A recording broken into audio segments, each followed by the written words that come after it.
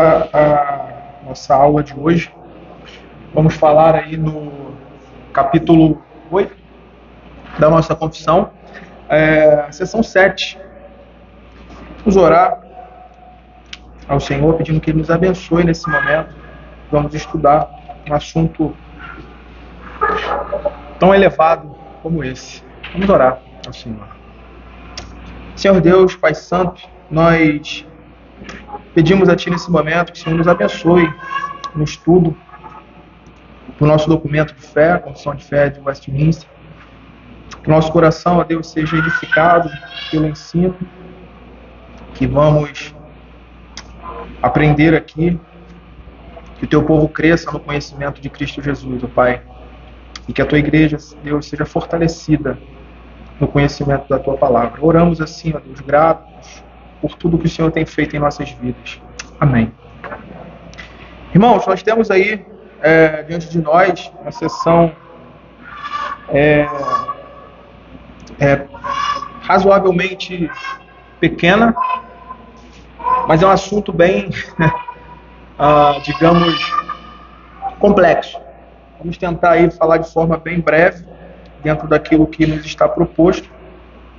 Na sessão 7. Diz assim a sessão: Cristo, na obra de mediação, age de conformidade com as suas duas naturezas, fazendo cada uma o que lhe é próprio. Contudo, em razão da unidade de sua pessoa, o que é próprio de uma natureza é, às vezes, na Escritura, atribuído à pessoa denominada pela outra natureza. Eu creio que quanto à afirmação da pessoa do Redentor ser perfeito Deus e perfeito homem, nós não temos grandes dificuldades, né? Quando nós falamos acerca dessa pessoa ser 100% Deus, 100% homem, na totalidade das naturezas, nós não temos tantas dificuldades, né? Mas quando começamos a detalhar o assunto, quanto à união dessas duas naturezas em uma única pessoa, ou seja, uma pessoa possuindo tanto a substância divina quanto a substância humana, e quando nós partimos daí a considerar as obras dessa única pessoa, né? Então aí nós vamos perceber o quanto nós somos limitados, né? O quanto nós somos pequenos e o quanto esse assunto ele é grande, né? Então daí nós precisamos partir aí para o estudo desse assunto de forma bem humilde, né? Tendo aí cuidado nos próprios termos que usamos, né? Nos próprios termos que são colocados aqui, porque caminhamos em uma linha bem tênue dentro desse assunto, tá? Muitas heresias, ou muitos daqueles que no passado tiveram suas construções teológicas confusas, foram justamente porque não foram cuidadosos com os termos, com as colocações aqui usadas. Então a gente está falando de um assunto muito, muito sério, muito elevado. Então nós precisamos aqui contar com a graça do Senhor, contar com a misericórdia do Senhor e recorrendo aí aos nossos documentos, né? Aquilo que os concílios, os antigos concílios definiram sobre a pessoa do Redentor. E especificamente aí nós vamos tratar hoje dessa união das duas naturezas em uma única pessoa e como isso acontece na ação do Senhor Jesus Cristo, né? E é sobre isso que essa sessão ela vai tratar. A pessoa do mediador, tá? Embora com duas naturezas distintas, mas que ao mesmo tempo, né, não se misturam, né, mas que também não se separam, possuindo uma única personalidade, né, uma única pessoa. Então nós devemos considerar aí a partir dessa realidade. Houve muitas controvérsias na história da igreja sobre esse assunto, tá? E muitas heresias que surgiram, elas foram formuladas a partir de falsas ideias, de falsas colocações sobre a pessoa do Redentor. E é interessante perceber aqui que essas heresias cristológicas, em sua maior parte, elas estão ora solapando a humanidade de Cristo, estão negando, né, solapando a humanidade de Cristo, ora elas estão solapando ou negando a divindade de Cristo. Né? Em sua grande parte, quando nós vamos observar ou estudar as heresias cristológicas, as heresias a respeito da pessoa de Cristo, nós vamos ver, né, de forma mais ampla essa realidade, atacando um lado, ou a divindade, ou a humanidade. E sem entrar aqui nos detalhes de cada uma delas, creio que não cabe aqui, nós podemos aí separá-las da seguinte forma: essas que negam a humanidade de Jesus, que é o docetismo, o apolinarianismo e o eutiquianismo. Então essas negam, de alguma forma, a natureza humana do Redentor, do nosso Senhor Jesus Cristo. E aquelas que negam, por outro lado, a sua divindade, que é o ebionismo, o adocionismo e o arianismo. Tá? Quanto a essas heresias, que estão claramente negando um lado ou outro, nós temos aí o Concílio de Nicéia, que foi que definiu, né, uma base cristológica sobre isso. Nós temos tanto o Concílio de Nicéia em 325, que vai afirmar a divindade do Redentor, né, trata ali efetivamente dessa afirmação da divindade do Redentor, dizendo que Cristo é Deus, né, que Jesus é Deus, né, em toda a perfeição da divindade. E Constantinopla, no ano de 381, vai então definir a questão da humanidade do Senhor, afirmando também essa dupla natureza. Então, até aí, né, o assunto está resolvido. Né?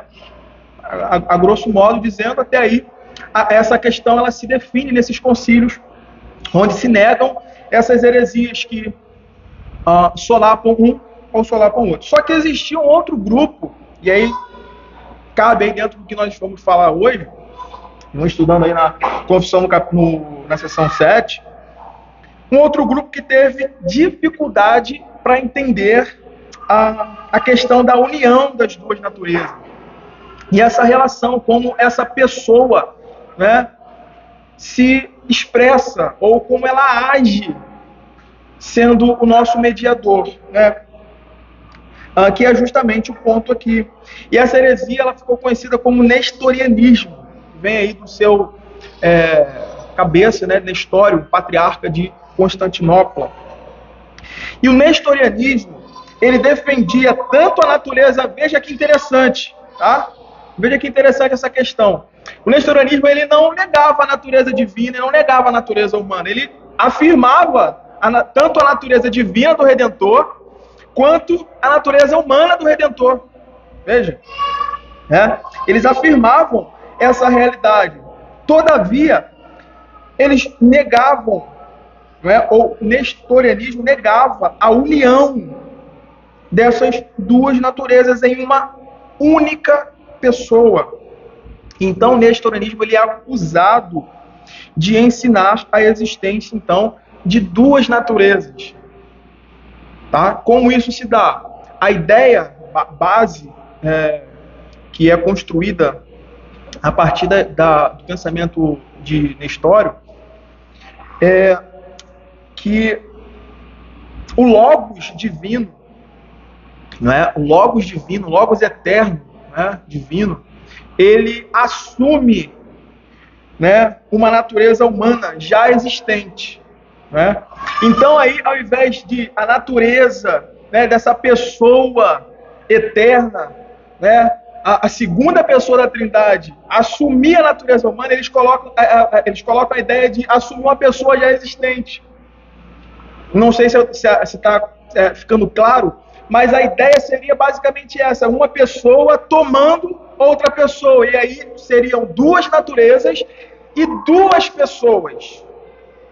Duas pessoas, tá? Então, a ideia básica que surge a partir do ponto de vista do nestorianismo é basicamente esse. E o nosso ponto aqui é dizer que, ao fazer isso, eles estavam atribuindo ao Redentor uma forma estranha ao que a Escritura nos apresentam de Cristo. Aquele ponto onde as Escrituras estão nos ensinando a respeito da pessoa e da obra de Cristo, que seria então um mediador com duas naturezas e duas pessoas. E aí nós ficamos com aquilo que alguns pais da igreja falaram. Nesse caso, nós teríamos então uma aberração, não um mediador. Nós teríamos uma aberração, não um mediador perfeito. Seria uma ideia bem estranha, né? Aquilo que nós temos visto, né? Por toda a Escritura, nós não encontramos um ponto que abra margem para se pensar dessa forma. E o cristianismo ortodoxo, desde muito cedo, ele afirmou Cristo sendo uma pessoa, uma única pessoa ou personalidade, como alguns teólogos vão tratar, e duas naturezas. Tá? O cristianismo ortodoxo, desde muito cedo, já afirmou essa realidade e desenvolve, então, a sua cristologia a partir dessa afirmação. Eu acho muito interessante o que o reverendo Heber Campos ele vai dizer sobre isso. Veja, ele diz o seguinte: embora não tenhamos muitos textos que tratem tratem diretamente da união das duas naturezas numa só pessoa, numa só personalidade, nós temos textos que indicam claramente duas naturezas distintas, e esse aqui é o ponto, tá? Nós temos textos suficientes para mostrar duas naturezas distintas, mas não dois eus, tá? Ou duas personalidades, ou momentos em que essa pessoa, dentro da posição de Nestório, essa pessoa ela está dialogando dentro de si, consigo mesmo. Não sei como seria isso. Nós não vamos ver nenhum texto que aponta ou que mostra essa realidade de Jesus como esquizofrênico. Não existe isso. Né? A gente não há nenhum relato dentro das Escrituras, nem fora das Escrituras, né? Na história da igreja, né? De escritos de pessoas que vieram ali logo em seguida, ou que escreveram a respeito disso. Não há. Né? Então, o ponto é esse. A Escritura, ela vai nos ensinar essa realidade de uma pessoa e duas naturezas. Então, todas as ações dessa pessoa precisam ser consideradas a partir dessa verdade, desse pressuposto, dessa afirmação, tá? E desse ensino que a Escritura nos coloca. De onde nós podemos inferir, tá? Logicamente, o que nós estamos afirmando aqui, que é o que a confissão observa aí. Essa seção, seção 7, ela está ali meio que como um anexo da seção 2. Nós vamos ler ela aqui. Né? Porque é dito tudo isso lá na seção 2. E aqui fecha, né, as portas para essas outras interpretações. E a gente vai ver aqui na frente como isso poderia se desdobrar, e como se desdobrou, né, na história da igreja, alguns pensamentos sobre a pessoa de Cristo. Não, quem está agindo aqui é Jesus, não, aqui quem está agindo aqui não é o homem, aqui é Deus. Não, agora quem está agindo aqui é o homem. A gente vai olhar isso aqui com mais calma. Se alguém quiser fazer alguma pergunta, falar alguma coisa, é só sinalizar, tá? Então, um ponto aí que a gente precisa observar é o seguinte: quando Jesus ele assume a natureza humana, tá? Ele não assume. Preste bem atenção nisso, tá? É um ponto importante. Quando o Senhor Jesus ele assume a natureza humana, ele não assume uma pessoa humana, tá? É interessante que o reverendo Heber Campos, ele vai desenvolver isso na sua obra, sobre as duas naturezas do Redentor. Né? Então, quando o Senhor ele assume essa natureza, ele não está assumindo uma pessoa humana. Isso seria um ser pessoal. A ideia aí seria essa, um ser pessoal adentrando em outro ser pessoal. Oi? Pois não. Não, é exatamente isso. Isso não seria uma encarnação. Entendem? Isso não seria uma encarnação, mas sim uma possessão. Entendeu? É basicamente isso mesmo. Então a dificuldade aqui seria justamente essa. Existiria duas pessoas autoconscientes habitando simultaneamente em Jesus. Né? A figura aqui seria o que a gente falou, né? De um ser ou de uma pessoa esquizofrênica. Alguém que conversaria ali dentro de si. Não sei como isso seria possível, né? Não sei como isso se daria. Tá? Então, quando o verbo, e esse aqui é o ponto de ensino aqui dessa sessão, quando o verbo, ou seja, a segunda pessoa, ok? A segunda pessoa da Trindade se faz carne, ele não assume o indivíduo, ok? Se ele assumisse, aí entra o que o diácono Cruz falou, Vanderlei, se ele assumisse um indivíduo, isso seria possessão e não encarnação. Porque a gente parte dessa realidade que a Escritura nos ensina. Verbo de Deus, ele é eterno, ele é coeterno, ele é Deus eterno. Então, essa pessoa que sempre existiu, segunda pessoa da Trindade, ela assume a natureza humana, e é isso que nós vamos observar aqui. Se não fosse assim, ele poderia ter esse peixe para Justamente.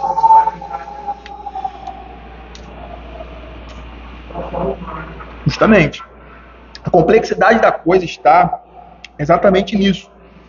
Em entendermos que a união que estamos tratando aqui é a união de duas naturezas numa só pessoa, que sempre existiu.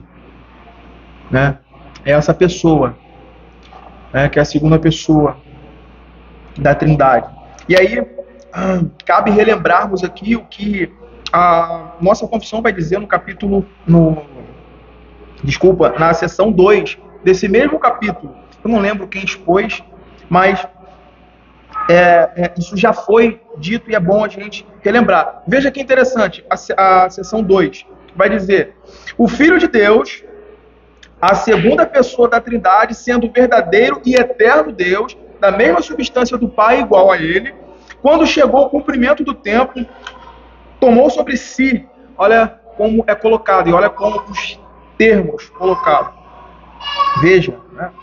Tomou sobre si a natureza humana com todas as suas propriedades essenciais e enfermidades comuns, contudo sem pecado, sendo concebido pelo poder do Espírito Santo no ventre da Virgem Maria e da substância dela, as duas naturezas inteiras, perfeitas e distintas, a divindade e a humanidade.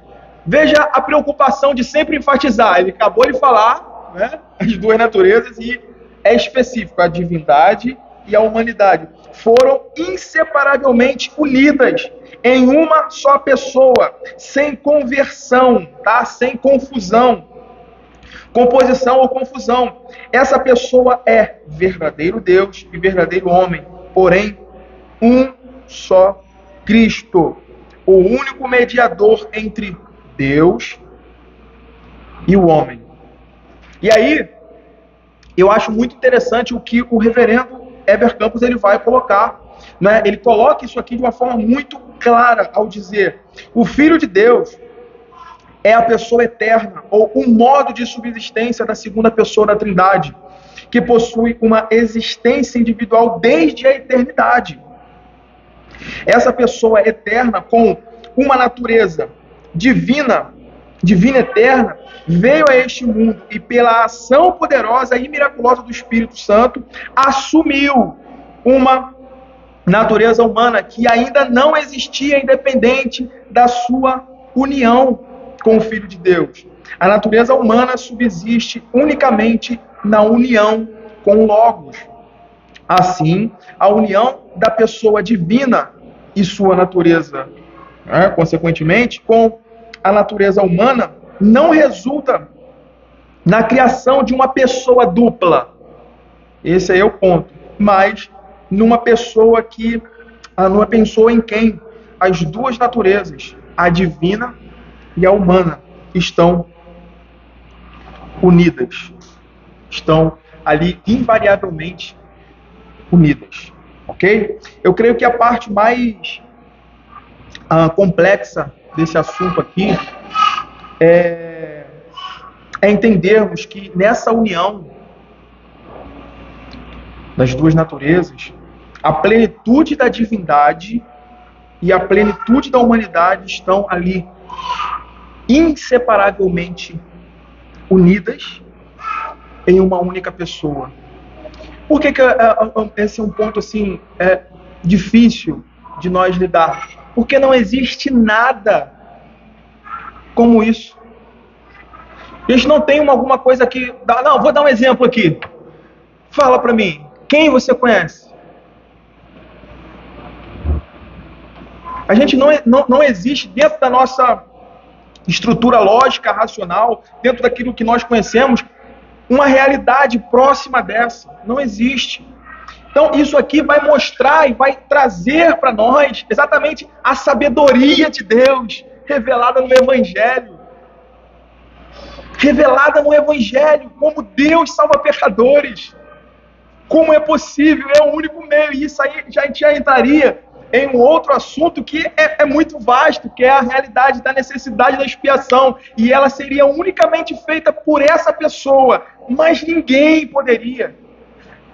Porque existem muitas outras teorias de expiação que vai olhar para Deus e às vezes tentar colocar em Deus limitações. Por que ele só agiu assim? Porque a expiação ela foi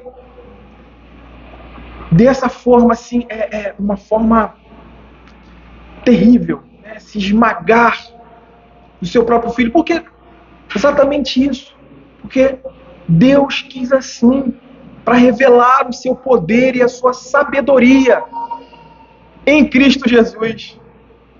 Em Cristo Jesus. Então isso é magnífico, isso é esplêndido demais. E isso é muito além das nossas... está muito além das nossas limitações humanas, falíveis, pequenas, e manchada pelo pecado mesmo, né, de olhar para tudo isso e falar, não, eu sou o expert aqui, eu vou te dar uma solução aqui, completa, final aqui. A gente não tem essa capacidade toda, nós temos que nos curvar aqui, diante da revelação que Deus fez de si mesmo em sua palavra, né? Isso só nos é dado por fé, por graça, né? Fé é uma fé que nos é dada. Tem duas, primeiro Diácono Lucas.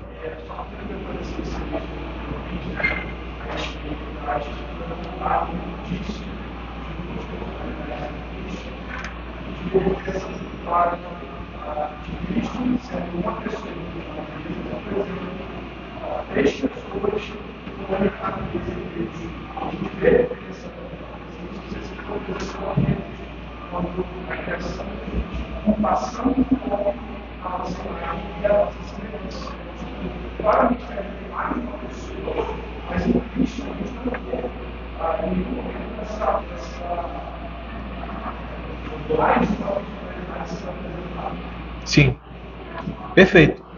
É sempre direcionada a uma pessoa, uma personalidade que se expressa, né? E as duas naturezas estão ali, sem a ideia de mistura, tá?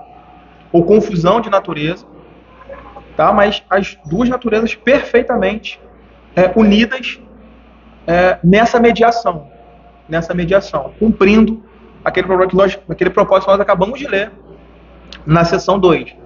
Para cumprir aquilo que na plenitude do tempo Deus havia determinado. Tá? E a gente vai ver aqui o porquê. João. Durante o programa, essas teorias que até hoje, é que muitas das vezes o ser humano vai racionalizar com o outro e encontrar uma solução, portanto, uma resposta dentro do que seria passível do plano também. Então, assim, você explicar que o Senhor Jesus teria, de certa forma, possuído o corpo e vivido aqui, de certa forma, compreensível pelo entendimento de possessão política e tal, mas eu não lembro quem foi que falou, mas foi um pouco que você falou agora, que chega um ponto na escritura que é só você parar e orar. Não tem mais o que fazer depois disso. Então, assim, socorro é a natureza do socorro. É assim que a Escritura nos diz. É assim que passa. O que passa disso, a nossa compreensão, já é pecado.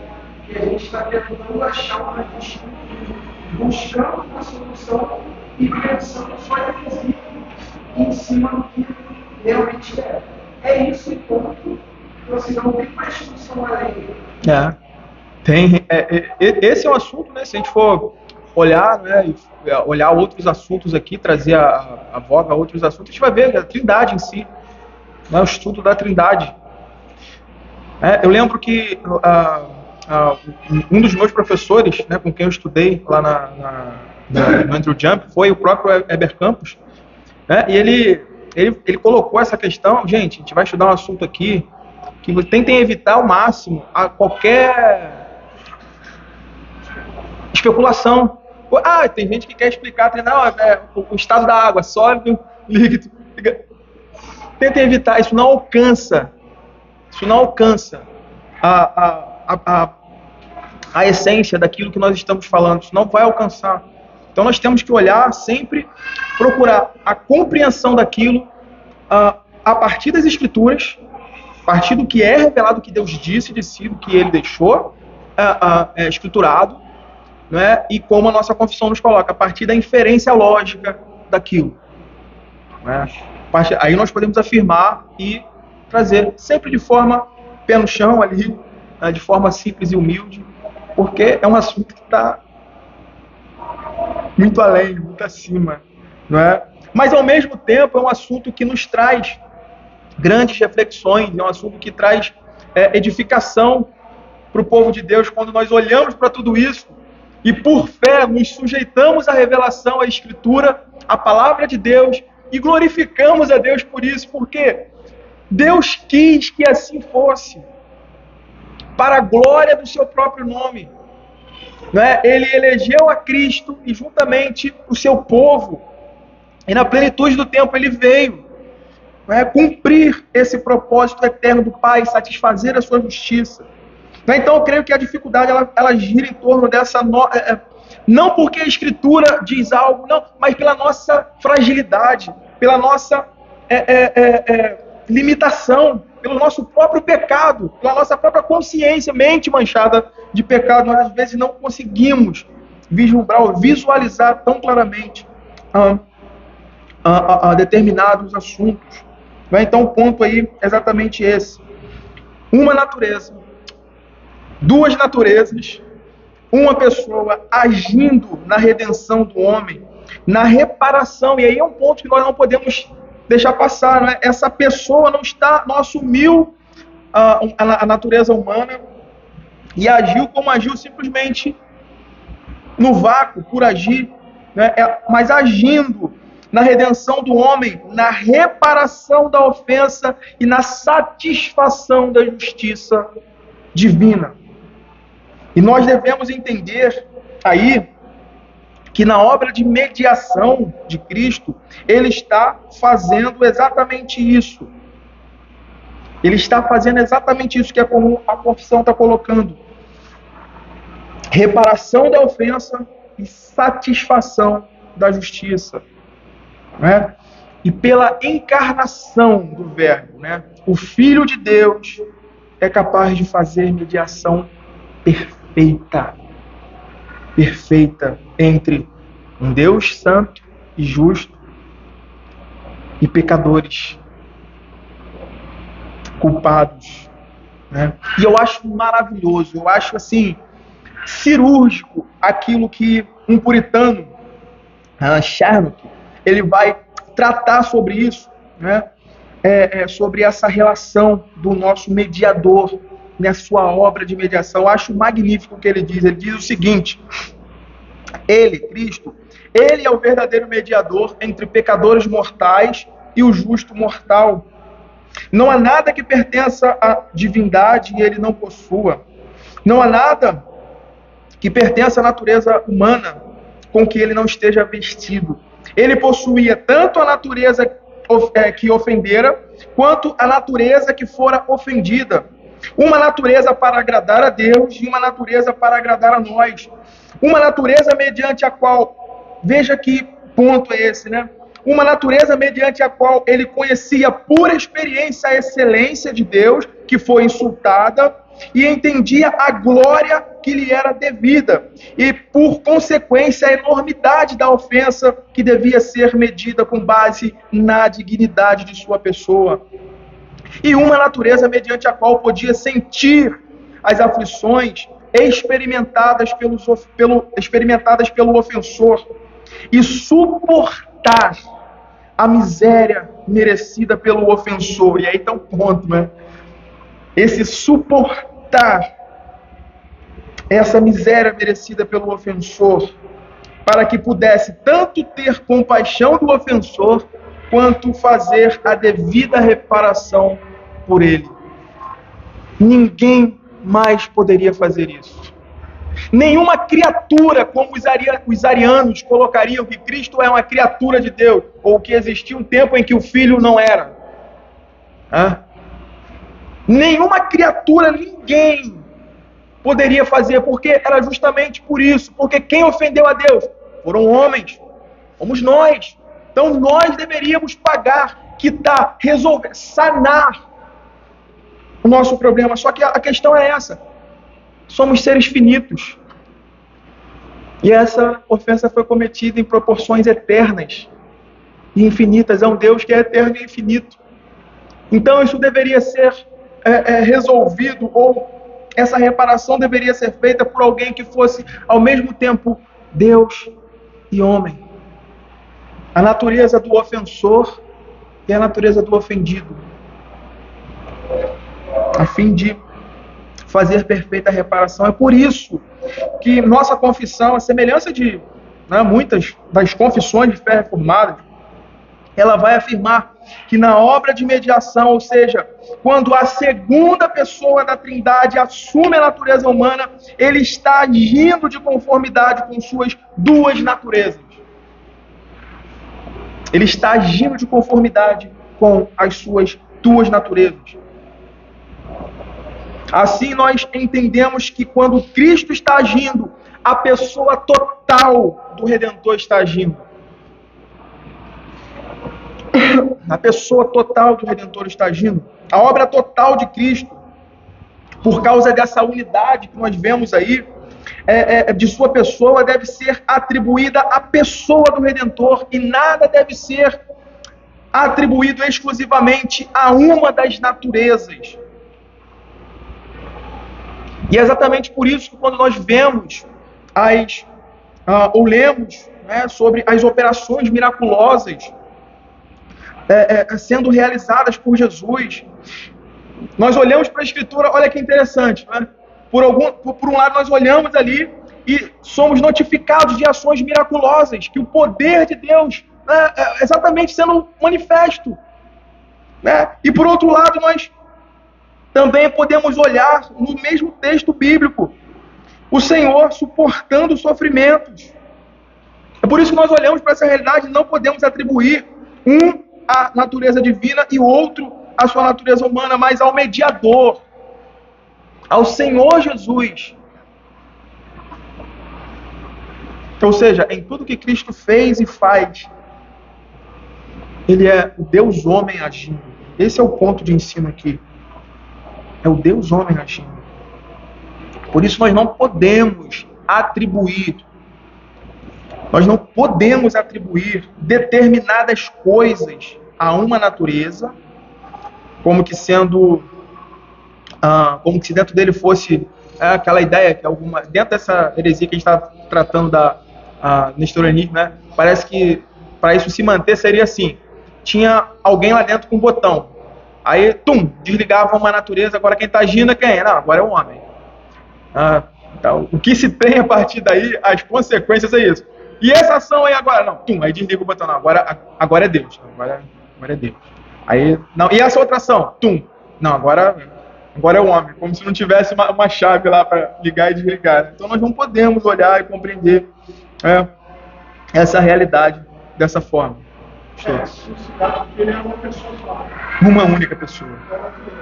Tem uma pessoa que você tem as ações humanas são limitadas, você tem as ações divinas que ultrapassam. Perfeito. Mas aqui, na política 5, se a 9, diz assim, tudo porém Deus, ele confiou no Filho dele, por meio do seu ministério da reconciliação. A saber, que Deus estava em Cristo, reconciliando com você. Você vê claramente nessa linguagem que a divindade e a humanidade. Perfeito. Eu separei alguns textos aqui também. É interessante. Então, nós não somos autorizados a pensar dessa forma. Justamente porque as Escrituras não nos dão margem para isso. Né? Justamente porque as Escrituras ela aponta para essa realidade. Duas naturezas, uma pessoa, e essa pessoa total, quando age, é pessoa total. Mostrando isso. É por isso que em alguns textos, nós vamos ver o autor bíblico atribuindo o que é próprio, como é dito ali, tá? O autor bíblico atribuindo o que é próprio de uma natureza, às vezes, à pessoa denominada pela outra natureza. E aí eu vou citar aqui, eu vou ler aqui com vocês alguns textos, no final a gente conclui, tá? Caminhando aí para o fim, que nos mostram esse ensino. Tá? O primeiro deles é Atos. Abra Atos 20, verso 28. Melhor, alguém abre Atos 20, verso 28. Outra pessoa abre João 19, 28. E eu leio aqui Marcos 2, de 5 a 12. ATV, por nós, por todo o reconhecimento espiritual, Espírito Santo, hoje constituiu isso para pastorear a igreja do Deus, a qual ele confiou. Entendeu? Entenderam? É um texto claro, né? É um texto que ele mostra exatamente, provando exatamente isso que nós estamos falando. Quem achou João 19, 28?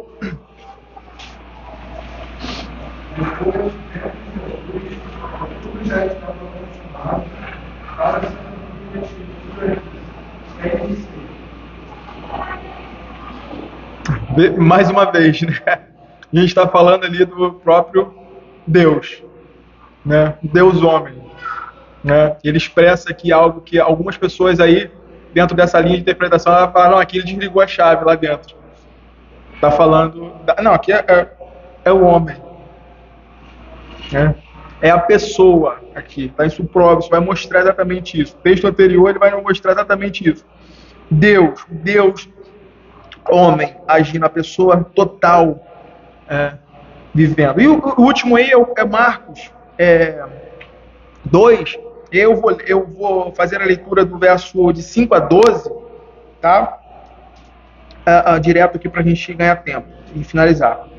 Vendo-lhes a fé, Jesus disse ao paralítico: Filho, os teus pecados estão perdoados. Mas alguns dos escribas estavam assentados ali e arrazoavam em seu coração: por que fala ele deste modo?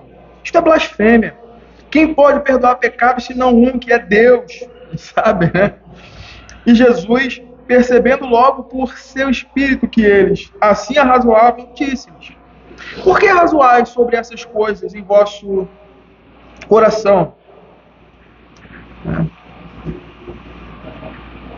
Aqui mostra muita coisa, né? Aqui já mostra muita coisa. O Senhor interceptando o pensamento do coração deles. Já mostra muita coisa, mas enfim. Já está mostrando algo aqui, né? Por que arrazoais sobre essas coisas em vosso coração? Qual é mais fácil? Dizer ao paralítico, estão perdoados os teus pecados, ou dizer, levanta-te, toma o teu leito e anda? Ora, e aí Jesus coloca, claro, né? Ora, para que saibais que o Filho do Homem tem sobre a terra autoridade para perdoar pecados, disse ao paralítico, eu te mando, levanta-te, toma o teu leito e vai para a tua casa. Então ele se levantou e, no mesmo instante, tomando o leito, retirou-se à vista de todos, a ponto de se admirarem todos e darem glória a Deus, dizendo, jamais vimos coisa assim. Então, tem muita coisa aqui nesse texto, a gente não tem tempo. Mas tem muita coisa aqui sendo dita, né? Porque eles estavam questionando, como é que ele pode perdoar pecado? Jesus falou, então vocês saibam que o Filho do Homem eu não só perdoa os pecados, como ele está curado, pode ir embora. Então, essa divindade do Senhor, ela é aprovada, mas ao mesmo tempo nós temos textos mostrando, tenho sede. Tenho sede. Então, todos esses textos mostram o Deus homem agindo em sua mediação, em plena união de naturezas. Esses textos nos mostram. Existem outros textos, existem muitos outros textos, como o texto que o pastor leu. Muitos outros textos vão nos mostrar, mas esses aqui já nos mostram claramente essa realidade. E por último, eu queria ler o texto que está lá em Hebreus. Abra comigo o texto de Hebreus 2. Hebreus 2, 17 e 18.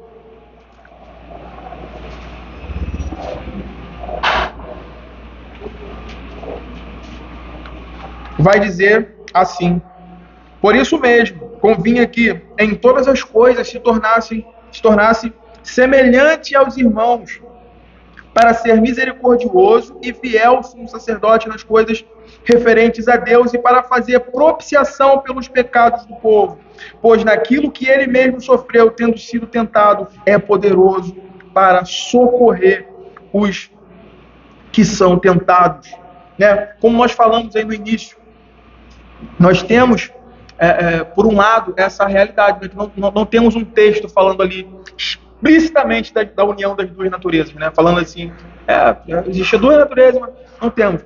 Mas muitos outros textos vão nos indicar de onde nós podemos, com razão, inferir logicamente esse ensino. Né? E saber que os teólogos de Westminster e nós não tiramos essa ideia da cartola, né? Nós não inventamos essa ideia. E estamos aí propagando uma ideia que é nossa. Né? Não, eu acho interessante que todas as citações que do Éter, ele deixa claro que não Deus eterno, que tem a atividade passada, uma natureza humana, pelo assim, uma só pessoa e igual a natureza. Se não tivesse a natureza humana, nós temos completa, o corpo não é só o total humano. Sim. E muitos querem também esse erro, mas no final, o corpo humano, essa alma, sim, mais custo, o corpo humano, o alma humano, sentimento, emoções, é o ser humano completo. Isso aí, aquelas heresias que solapam um lado ou outro, elas desenvolvem isso. Não, aqui é a parte humana, tem só isso. Então, essas heresias que vão negar a divindade ou negar a humanidade, elas desenvolvem esses pensamentos. Tá? Então, o importante é saber exatamente isso. A totalidade, a plenitude de natureza estava presente em Cristo. Senão, não seria um mediador perfeito, né? Não seria o nosso perfeito mediador. Mas, como foi estabelecido, ele é o nosso perfeito mediador. Deus de Deus e homem como nós, nosso perfeito Salvador. Eu queria concluir aqui lendo a última parte do artigo 19 da Confissão de Fé belga. Tá? É a última partezinha lá embaixo. Ela também coaduna, ou ela traz a confirmação de tudo isso que nós estamos lendo aqui no nosso documento de fé. Ele vai dizer aí, finalizando, por isso, confessamos que Cristo é verdadeiro Deus, verdadeiro homem, verdadeiro Deus, a fim de vencer a morte por seu poder, verdadeiro homem, a fim de morrer por nós na fraqueza de sua carne. Então ele representa, ele mostra, né, exatamente tudo isso, aquele que é por nós, Deus homem, né, que Ele é eternamente o nosso Deus, né? E que Ele está hoje, agora, à destra de Deus Pai, intercedendo por nós. Alguém quer falar mais alguma coisa? Alguém quer colocar mais um ponto aí? Não? Oremos. Senhor Deus, te agradecemos por esse dia em que ouvimos a Tua palavra por meio da exposição fiel do Teu ministro. E nesse momento ouvimos e podemos aprender, ó Deus, acerca dos nossos documentos, de assunto tão elevado como esse, a união das duas naturezas do nosso mediador, em uma única pessoa. Que o Senhor, Pai, nos dê graça para vivermos nesse mundo de conformidade com a Sua palavra, que o Senhor nos dê, ó Pai, a graça de vivermos e aplicarmos toda a Tua palavra, ó Deus, em nosso viver, nos conformando à pessoa de Cristo, vivendo em santidade, vivendo em comunhão uns com os outros, para a glória do Teu santo nome.